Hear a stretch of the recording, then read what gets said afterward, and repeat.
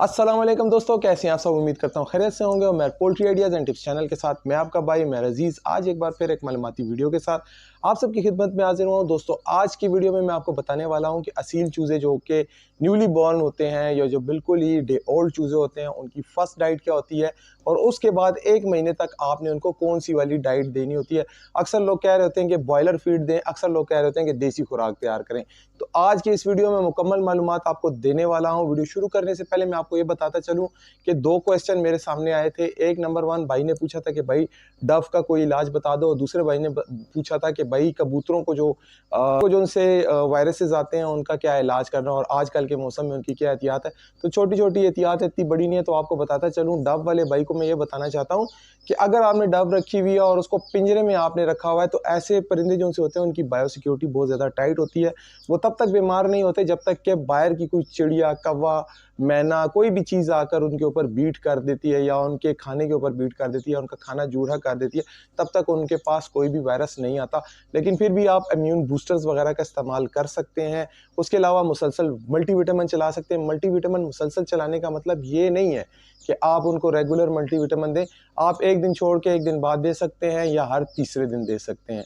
तो ये सिंपल सा इलाज है। और बाकी आपने जो टेम किए होते हैं तोते वगैरह जो आप अपने हाथों पे चढ़ाते हैं, दूसरे बंदों को कभी कंधों पे बिठा रहे होते हैं, हाथों पे बिठा रहे होते हैं, तो अक्सर उनके अंदर जो है वायरसेस मुंतकिल होने का ख़तरा होता है। तो उनका ज़्यादातर आपने ये करना है कि उनकी वैक्सीन आप कर लिया करें। छोटी-मोटी वैक्सीन मिलती रहती है मार्केट से, तो वो कर लिया करें। उसके अलावा उनकी जो नाक होती है, उनकी नाक के ऊपर जिस टाइम पे रात होती है, सुबह होती है, थोड़ा-सा ज़ैतून का तेल वगैरह लगा लिया करें, देसी टोटका है। उसके अलावा कबूतर वाले भाई ने जो पूछा था कि अब हमारे कबूतरों में जो वायरस आता है, तो दोस्तों मैं आपको बताता चलूँ, कबूतर आप उड़ाते हैं, उड़ाने की वजह से लाज़मी बात है, जब आपके बादलों में आप उड़ाते हैं या स्मोक में उड़ाते हैं या फॉग में उड़ाते हैं, तो लाज़मी बात है कबूतर जब उड़ रहे होते हैं तो जितनी आलूदगी होती है ज़मीन से उठी हुई गर्दो-गुबार होती है, वो उनकी आँखों में और नाक में जाता है, जिसकी वजह से वो जब वापस आते हैं तो फिर आप उनको ठंडा पानी पिलाते हैं। तो आपने ठंडा पानी बिल्कुल नहीं पिलाना, आपने नलके का ताज़ा पानी पिलाना है या फिर हल्का नीम गर्म पानी पिलाना है उनको। और उसके अंदर आपने थोड़ा-सा मल्टीविटामिन जो सिरप टाइप में होता है वो मिल सकता है आपको। अमेरिकन भी मिलते हैं, इम्पोर्टेड भी मिलते हैं, जो भी आपको अच्छा मिले आप उनको पिला सकते हैं। छोटी-छोटी एहतियात अगर आप करें तो आपके बर्ड हर किस्म की बीमारी से महफूज़ रह सकते हैं। तो बात करते हैं असील चूज़ों के ऊपर। तो वीडियो को शुरू करने से पहले दोस्तों, अगर आप लोगों ने अभी तक मेरे चैनल को सब्सक्राइब नहीं किया तो पहले जाके सब्सक्राइब कर लें, साथ में बेल के आइकन को प्रेस करें ताकि मेरी हर आने वाली मालूमाती वीडियो आपको बआसानी मिलती रहे। तो दोस्तों जो छोटे चूज़े होते हैं असील के, अक्सर लोग ये खाली मैं असील के लिए बना रहा हूँ, बाकी मैं गोल्डन मिस्री या किसी और बर्ड के लिए नहीं बता रहा आपको। तो असील के जो चूज़े अगर आपने मुर्गी के नीचे से हैच करके निकाले हैं या फिर आपने इनक्यूबेटर से हैच करके निकाले, तो कोशिश ये किया करें कि उसके अंदर पेट में जो हल्दी उसको प्रॉपर हज़म करवा लिया करें, क्योंकि उसको प्रॉपर हज़म करने में कम से कम आपको 72-73 घंटे लगते हैं। लेकिन आप फिर भी 48 घंटे तक वेट किया करें, क्योंकि अक्सर ऐसे होते हैं कि आपके अंडे या छोटे होते हैं मुर्गियों के या फिर बड़े होते हैं। तो जो छोटे अंडों वाले चूज़े होते हैं वो ज़्यादा देर सर्वाइव नहीं कर सकते। तो कोशिश कर लिया करें कि उनको पहले मीठा पानी पिला दिया करें। मुर्गी अगर साथ लगाई तो मुर्गी को भी साथ में मीठा पानी पिला दिया करें, ताकि उसकी अच्छे तरीके से पेट की सफाई हो जाए। उसके बाद अगर आपने फीड ऑफ़र करनी है तो फीड ऑफ़र करने का जो तरीका है असील मुर्गियों में ख़ासकर, तो वो आपको आज मैं बताऊँगा। उसके साथ देसी खुराक के बारे में आपको बताता चलूँ। अगर आप पोल्ट्री फीड डालेंगे तो आपके चूज़े बहुत जल्दी बड़े तो हो जाएँगे, मतलब कि 1 महीने में ही आपको ऐसे 2 महीने के चूज़ों के बराबर लगने लग जाएँगे। लेकिन इसके साथ-साथ वो कुछ साइड इफ़ेक्ट भी लेके आएँगे, उनको दूर करने का तरीका आपको बताऊँगा। और अगर देसी खुराक पे आप पा रहे हैं, गंदम का दलिया वगैरह दे रहे हैं, साथ में आप बाजरा दे रहे हैं, तो इस तरह की चीज़ें अगर आप उसको देते हैं अपने परिंदों को तो या असील चूज़ों को, तो वो बड़े होंगे लेकिन बहुत ज़्यादा टाइम लगाएँगे। तो जो एक्यूरेट टाइम है, जो आइडियल टाइम है, 7 महीने में आपने अपने असील चूज़े को मुर्गा या मुर्गी तक पहुँचाना है। वैसे 5.5 महीने में मुर्गी अंडा देने के काबिल हो जाती है और बिल्कुल उसकी जोल भी बराबर हो चुकी होती है। तो अगर आपने पोल्ट्री फीड का इस्तेमाल करना है, बॉयलर फीड का इस्तेमाल करना है, तो आज आपको मैं बताता चलूँ कि अगर आपने पोल्ट्री फीड का इस्तेमाल करना है, तो उसमें आपने ये करना है कि थोड़ी-सी आपने उसके अंदर चेंजेस करनी है।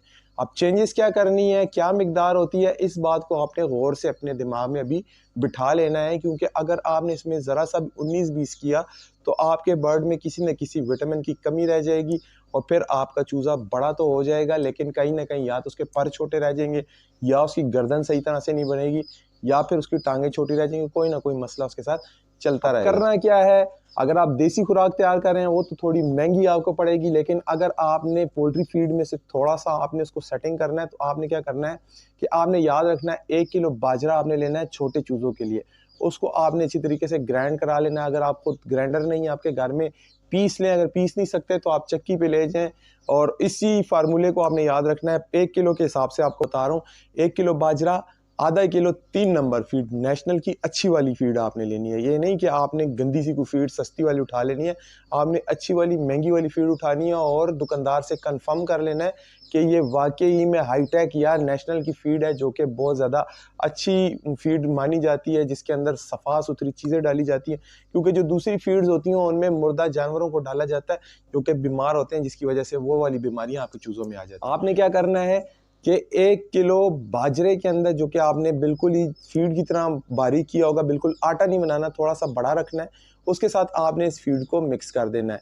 क्योंकि अगर मैं आपको देसी खुराक बताता तो उसमें मैं आपको बताता कि मकई भी डालें, तो जो पोल्ट्री फीड होगी उसमें मकई शामिल होगी। अब पोल्ट्री फीड का सीन ये होता है कि पोल्ट्री फीड जो होती है वो जिस्म पे गोश्त को बढ़ाने के लिए होती है। उसमें कैल्शियम की मिकदार इतनी ज़्यादा नहीं होती जितनी कि अगर आप बाजरा और साथ में जो है कि टोटा चावल, अब टोटे चावल की जो मिकदार होगी, जो मतलब डकरा चावल होता है, बिल्कुल टूटा हुआ चावल होता है, एक तो आपको सस्ता मिलेगा, उसको आपको ग्राइंड करने में भी आसानी होगी, आप खुद भी पीस करके ग्राइंड कर सकते हैं।